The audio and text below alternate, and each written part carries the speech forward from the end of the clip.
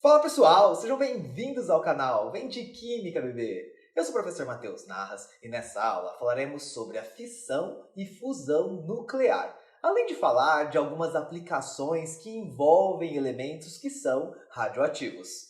Então, se você ainda não se inscreveu no meu canal, aproveita, se inscreva agora, curta o vídeo, compartilhe com seus amigos e antes da aula, roda a vinheta!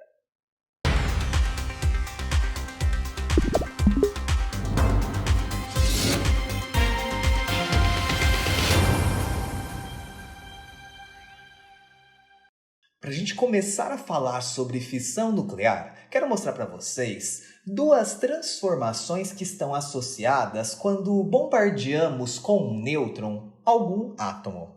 Por exemplo, imagine que você tenha o átomo de urânio, o isótopo 238. Certo? O urânio tem número atômico 92 e vamos supor que você bombardeie esse átomo de urânio com um nêutron. Então, lembrando, a gente já estudou em uma aula anterior que o bombardeamento é a gente atacar o átomo com alguma partícula, nesse caso, com um nêutron. Quando a gente bombardeia um átomo de urânio 238 com um nêutron, o urânio tende a incorporar esse nêutron no seu núcleo. E ao incorporar esse nêutron no seu núcleo, ele passa a ser um átomo agora de urânio de massa 239. Concordam? Isso a gente já estudou nas reações de transmutação. Nesse caso não é uma transmutação porque o elemento químico continua sendo urânio, mas agora ele é mais pesado porque ele adquiriu um nêutron a mais no seu núcleo. Se você for analisar aí, a somatória das massas, vejam, 238 mais 1 deu 239. E embaixo também, a somatória do número atômico 92 mais 0 também deu 92. Então, a gente chega à conclusão que essa reação realmente pode acontecer e acontece quando você bombardeia um átomo de urânio 238 por um nêutron. Só que descobriram que, ao bombardear alguns átomos com um nêutron, nem sempre esses átomos incorporam esse nêutron ao seu núcleo. Olha o que acontece, por exemplo, quando se bombardeia o átomo de urânio 235. O átomo de urânio 235. A gente tem o átomo de urânio 238 e o 235 na natureza. O átomo de urânio 235 vai ser bombardeado com um nêutron, por exemplo. O que é de se esperar, ou era de se esperar, que eu transformaria esse átomo de urânio 235 em urânio 236, mas isso não acontece. O átomo de urânio 235 ele não incorpora esse nêutron no seu núcleo. Na verdade, o que ocorre nesse caso é uma fissão nuclear. O que vem a ser uma fissão nuclear? Ao bombardear o isótopo 235 do urânio, o nêutron ele consegue dividir o átomo de urânio, dividir o núcleo do átomo de urânio em duas partes menores. Não necessariamente idênticas, aliás, nunca idênticas, mas eu consigo dividir o átomo de urânio em duas partes. Uma das reações, não é a única, que acontece nesse bombardeamento, por exemplo, é a transformação de urânio em bário e criptônio. O bário é um elemento que tem número atômico 56 e um dos isótopos que se forma nessa fissão tem massa 140. O criptônio tem número atômico 36 e o seu número de massa, normalmente, quando se forma na fissão, é 94. Veja que interessante, pessoal. O urânio inicial ele tinha número de massa 235. Ao ser bombardeado com um nêutron, o que aconteceu? Ele se dividiu em dois átomos de massas menores. Vejam, bário, massa 140 e criptônio, 94.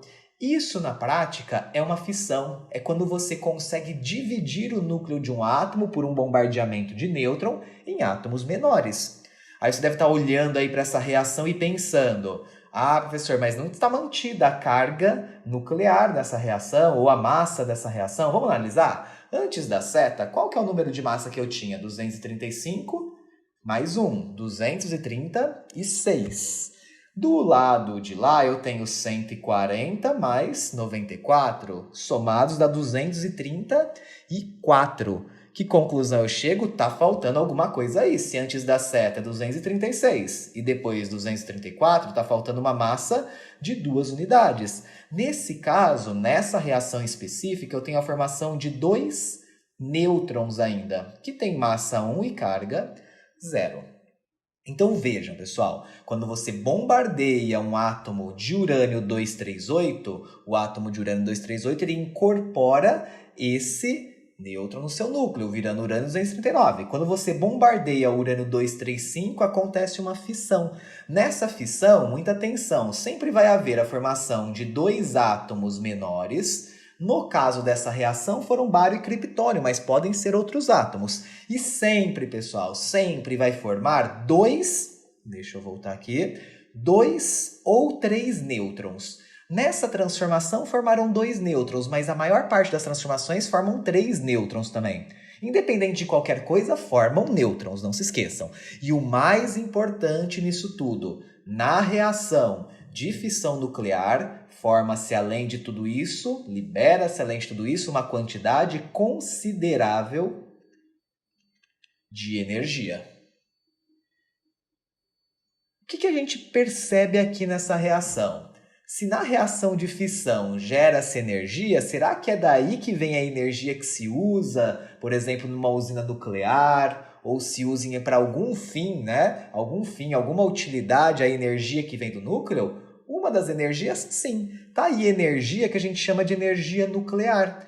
Então você percebe que o urânio 235 é capaz de fazer isso, né? É capaz de gerar energia na sua fissão. Já o urânio 238, não. Então a gente diz que o urânio 238, aquele lá de cima, é um urânio não fissionável. Deixa eu arrumar aqui. O urânio não fissionável é aquele que não sofre fissão quando você bombardeia com o nêutron. Já o urânio 235, a gente pode falar que é um urânio fissionável. É um urânio capaz de romper o seu núcleo numa reação de fissão. Ah, então o urânio 238 não tem utilidade? Para fissão, não.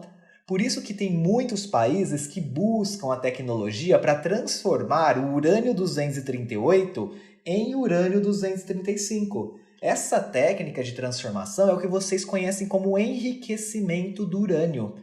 Quando você quer enriquecer o urânio, na verdade, é aumentar a proporção de urânio 235 numa amostra, em comparação com o urânio 238. É uma técnica muito onerosa, ela custa muito, por isso que poucos países têm essa tecnologia. Mas o enriquecimento, eu vou anotar aqui, do urânio, nada mais é do que a transformação do urânio 238, do urânio não fissionável em urânio fissionável. Então temos aqui o que a gente chama de reação de fissão nuclear. O que você não pode esquecer que na fissão você tem a quebra do núcleo de um átomo em núcleos menores, liberando sempre como consequência 2 ou 3 nêutrons e energia.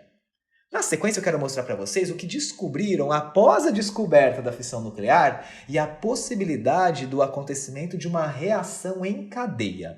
Bora para a próxima tela.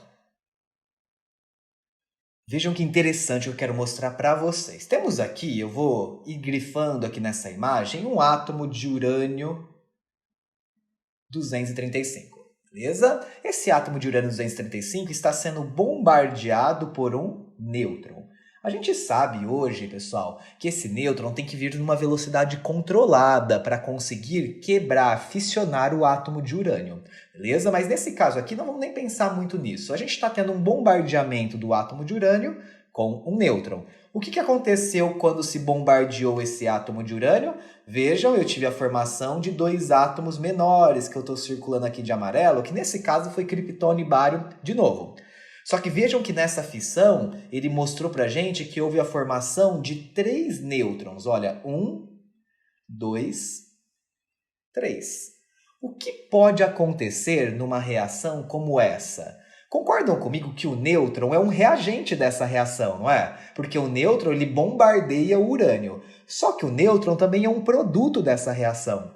Quando a gente tem uma mesma substância, uma partícula que é reagente e produto, essa reação pode continuar se processando, justamente porque, ao se fissionar o átomo de urânio, eu liberei, nesse caso, 3 nêutrons. E esses 3 nêutrons podem atacar, olha isso aqui, mais 3 átomos de urânio. Então vejam, agora eu vou ter o ataque agora a mais 3 átomos de urânio. Afinal, no bombardeamento do primeiro urânio, liberaram-se 3 nêutrons.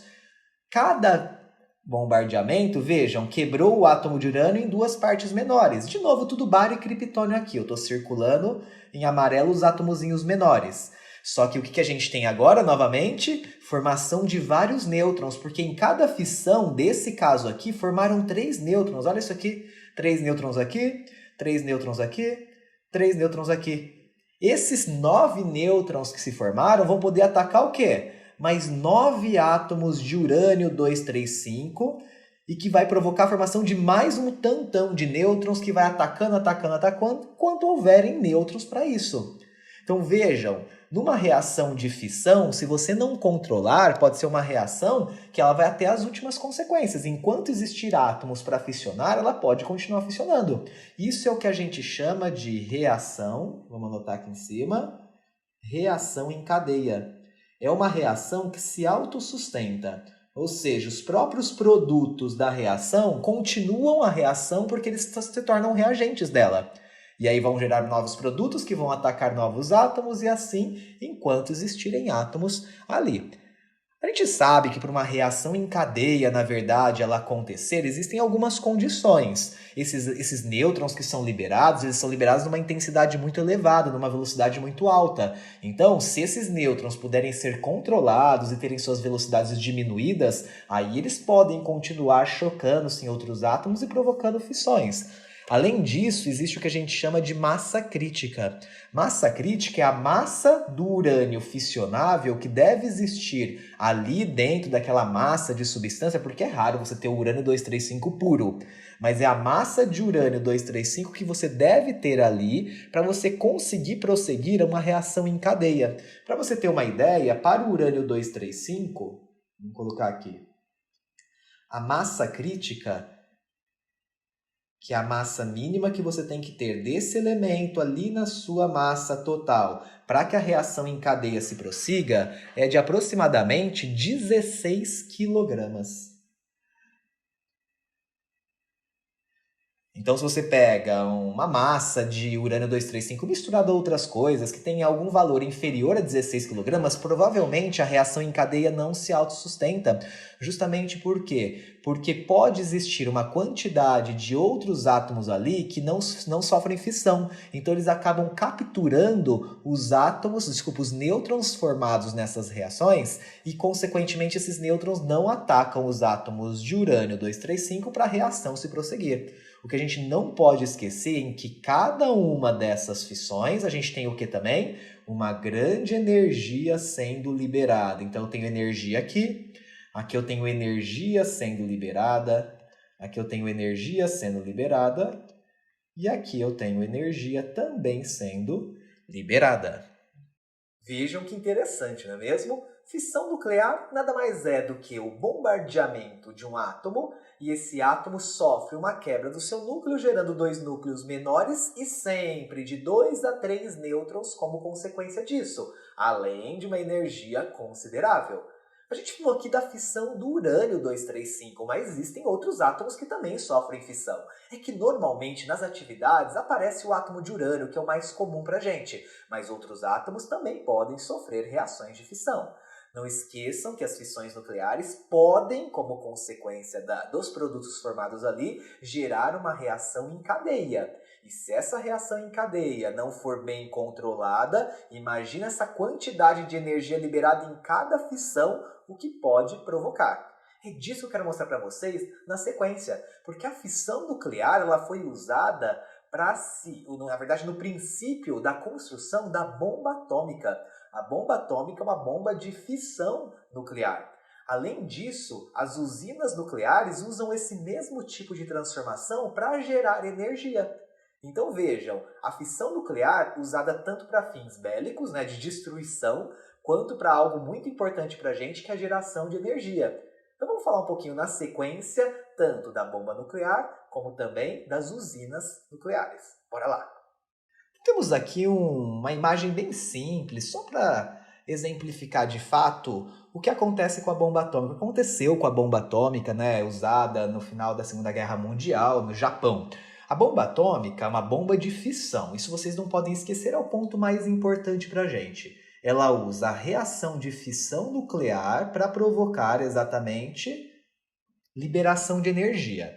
Na bomba atômica, em particular, o que a gente tinha? Dois compartimentos que apresentavam urânio. Então vejam, esse compartimento, que eu vou colocar um asterisco aqui, e esse compartimento aqui, eles apresentavam urânio. Porém, a quantidade de urânio que a gente tinha ali, nos dois compartimentos, era uma quantidade abaixo da massa crítica. Falamos agora há pouco que a massa crítica do urânio é de 16 kg aproximadamente. Então, a quantidade de átomos de urânio que tinham nesses dois compartimentos era uma quantidade que dava uma massa inferior a 16 kg em cada uma delas.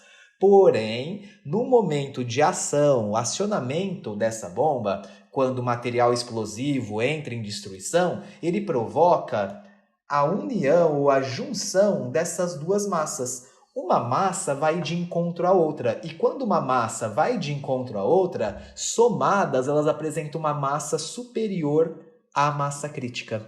Então, na bomba de destruição, o que eles fizeram foi isso, deixar uma massa de urânio em compartimentos separados, mas no momento de destruição, onde eles queriam realmente atacar, eles simplesmente fizeram a explosão daquilo ali e provocaram uma junção dessas massas subcríticas. Então, essa junção de massas superou a massa crítica do urânio. E se superou a massa crítica do urânio e tinha ali as condições para acontecer reação de fissão, o que aconteceu? A reação em cadeia se processou. A liberação de energia não foi controlada e a gente sabe muito bem qual foi o nível de destruição que essa bomba provocou no Japão.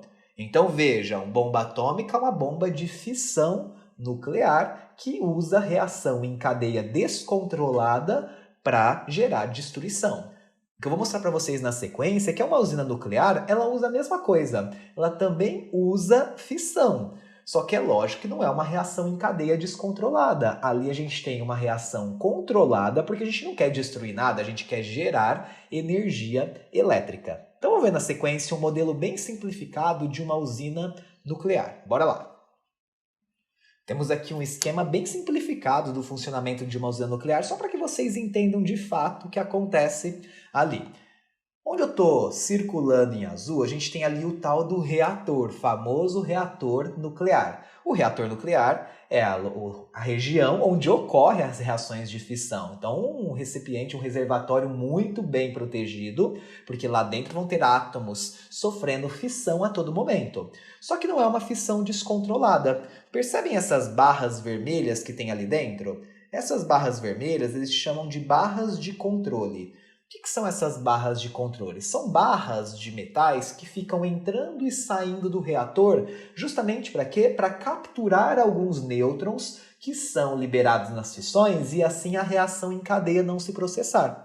Então eu tenho ali várias quebras de átomos, principalmente de urânio, liberando energia. O foco na usina nuclear é gerar energia. E essa energia vem da fissão nuclear dos átomos que sofrem essa fissão. Essa energia ela é transportada por esse percurso que está em amarelo, certo? Quando eu tenho esse circuito esquentando, o que acontece? Acaba passando esse circuito por dentro de um reservatório de água, estão vendo? Esse reservatório cheio de água começa a esquentar e a água começa a virar vapor. Então eu tenho agora, por esse circuito que eu estou pintando de azul, vapor de água se movimentando, até chegar aqui nas famosas turbinas.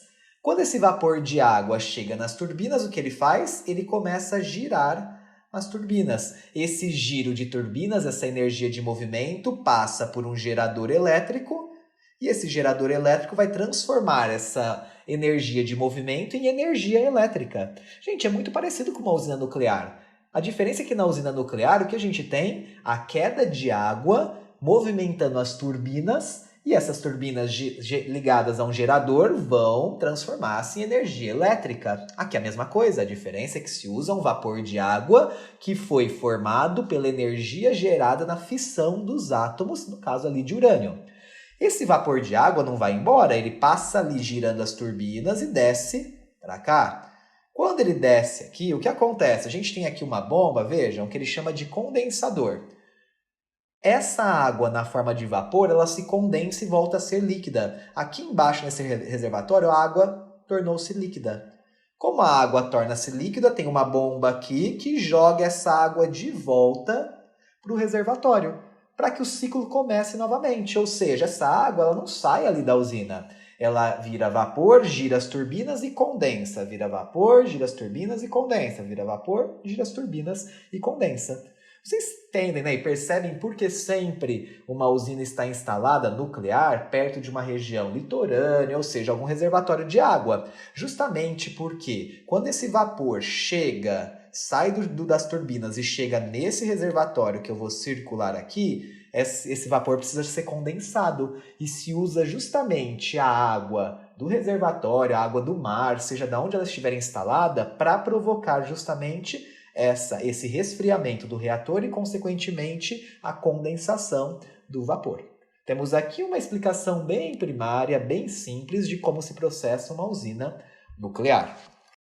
Então, vimos aqui duas aplicações da fissão nuclear, tanto para fins de destruição na bomba atômica, quanto numa usina nuclear. Se rompe átomos que sofrem fissão para gerar energia. Essa energia faz um líquido, no caso a água, virar vapor. É esse vapor que vai girar as turbinas e que vai transformar essa energia em energia elétrica. A gente sabe várias informações sobre usina nuclear. Tem seus prós e tem seus contras, não é mesmo? A gente poderia destacar como prós a grande quantidade de energia que é liberada nessa reação de fissão. Consequentemente, a grande quantidade de energia que pode ser transformada em energia elétrica.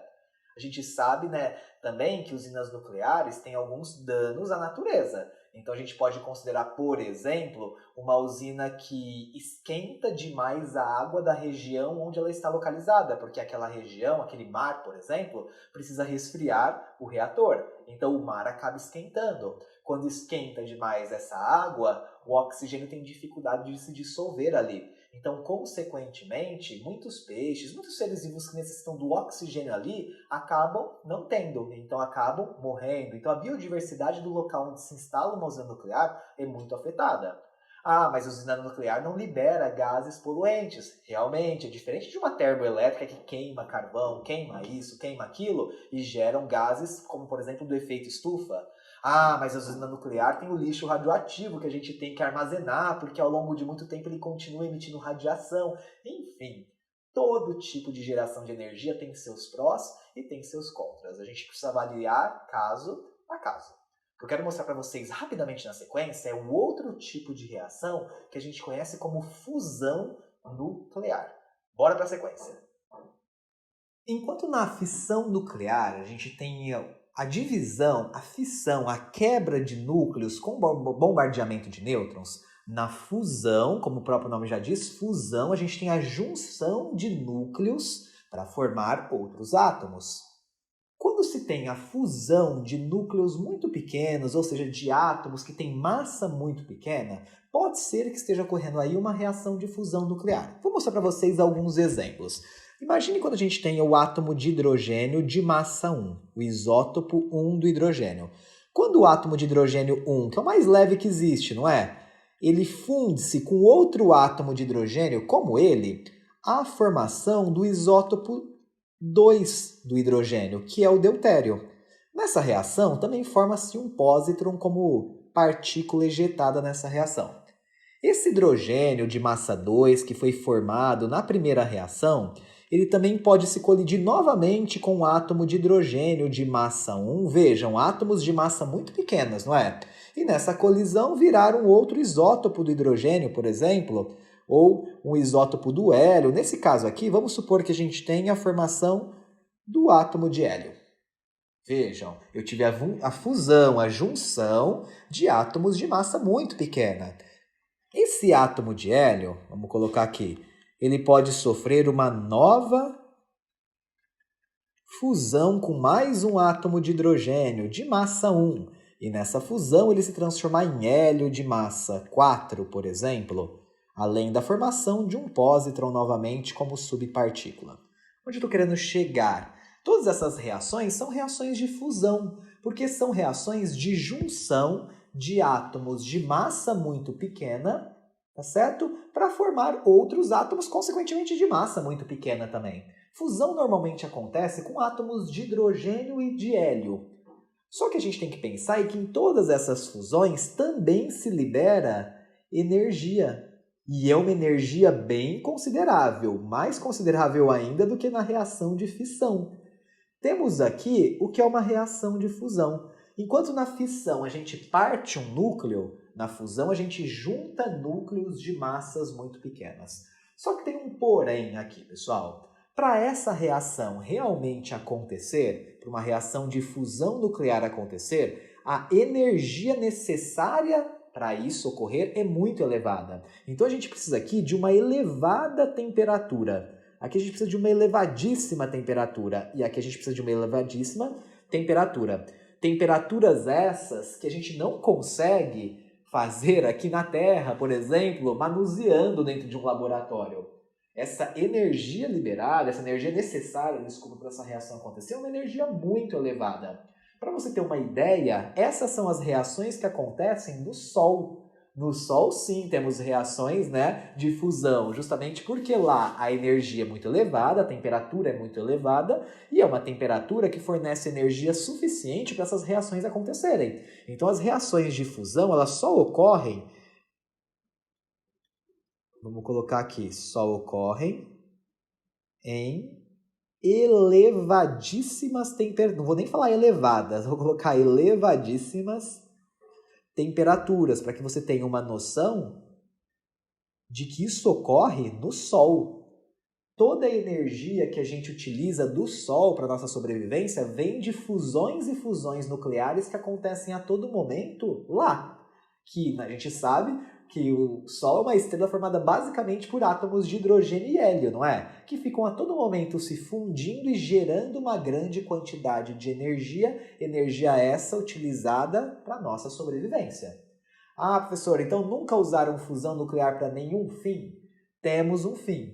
Temos a tal e famosa bomba de hidrogênio, que é uma bomba que foi criada justamente utilizando reações de fusão para fins bélicos, para fins de destruição. Tá certo? Não foi utilizada ainda, mas já tem um protótipo, já dizem pelo menos que tem como ser utilizada. Eu vou mostrar para vocês na sequência como que é uma bomba de hidrogênio, que é uma bomba de fusão. Vejam bem aqui, eu vou colocar algo bem assim, bem tosco para que você entenda a bomba de hidrogênio, mas só para que você conheça o funcionamento e como que foi projetada. Vamos supor que aqui está a bomba de hidrogênio. Ali dentro está cheio do quê? De hidrogênio. Ou os isótopos de hidrogênio, deutério, trítio, não é? Então tem muitos átomos aqui, ó, hidrogênio, deutério, que é o hidrogênio de massa 2, tem trítio, enfim, tem os átomos de hidrogênio ali, mas eles não entram em fusão, né? Porque a energia necessária para que isso aconteça é uma energia muito elevada.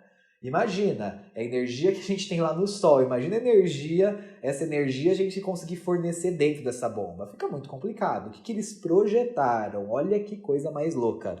Eles associaram a essa bomba de hidrogênio várias mini bombas atômicas. Oi? Exatamente isso. Eu tenho várias bombas atômicas ao redor da bomba de hidrogênio.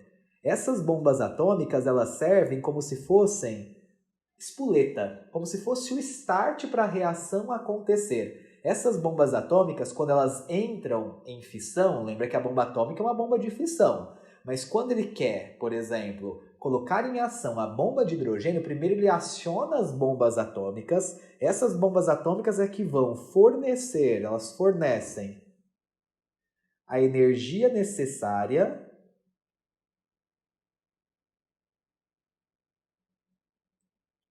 para a fusão ocorrer? Imaginem. Para uma bomba de hidrogênio entrar em explosão, você tem bombas atômicas explodindo antes. Então imagina o grau de destruição associado a tudo isso. Lembrando que a bomba de hidrogênio não, a bomba de hidrogênio é uma bomba de fusão. Certo? Os átomos de hidrogênio eles se fundem para gerar energia, mas sem as bombas atômicas para gerar energia que é necessária para a fusão acontecer, ela não aconteceria. Então é uma associação de bomba de fusão e bomba de fissão nuclear. Que loucura, não é mesmo? Uma bomba de hidrogênio ainda não foi usada para fins de destruição, para fins bélicos, e eu espero que nem seja utilizada. A gente nem sabe, na verdade, qual é a intensidade e o poder de destruição que ela pode ocasionar, mas com certeza é um poder muito elevado. Então aqui vimos mais uma aplicação da radioatividade. Agora a gente tem a fusão dos núcleos podendo formar até uma bomba de hidrogênio. Lembrando que o que vem do Sol são reações de fusão também. Vejam quantas aplicações a gente viu ao longo dessa playlist envolvendo elementos radioativos. Já falamos anteriormente da datação de fósseis usando carbono 14, falamos nessa aula sobre a bomba atômica, a bomba de hidrogênio e falamos sobre a usina nuclear. Existem muitas outras utilidades, muitas outras aplicações da radioatividade, não é mesmo? A gente sabe na medicina, como por exemplo na radioterapia, na iodoterapia, a gente ouve muito falar na agricultura também, na esterilização de alimentos. Não fica preocupado se você pegar um alimento aí e ler ali no alimento. Esse alimento foi esterilizado com radiação ionizante. Não tem problema, não significa que aquele alimento ele está armazenando aquela radiação. Não, ela foi usada a radiação para combater micro-organismos que porventura podem provocar deterioração daquele alimento num período mais rápido. Então, a gente tem muitas outras utilidades que a gente poderia falar da radioatividade, além das que a gente já viu nessa playlist. Mas aqui a gente vai encerrando o assunto de radioatividade. Se você gostou dessa aula, se te ajudou, compartilhe com seus amigos, se inscreva no canal, curta o vídeo e eu te espero na nossa próxima aula. Até lá!